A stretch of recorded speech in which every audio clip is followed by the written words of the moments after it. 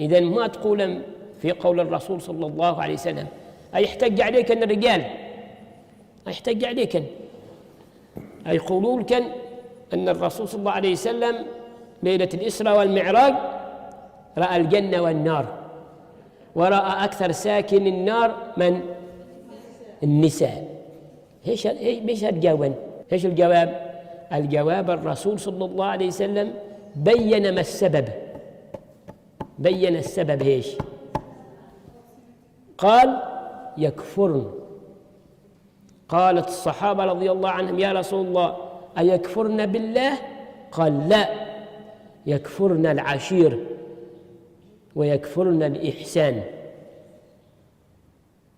إذن ما كل امرأة تكفر العشير ولا كل امرأة تكفر الإحسان، صحيح وما صحيح؟ فإذن هذه قضايا خاصة حتى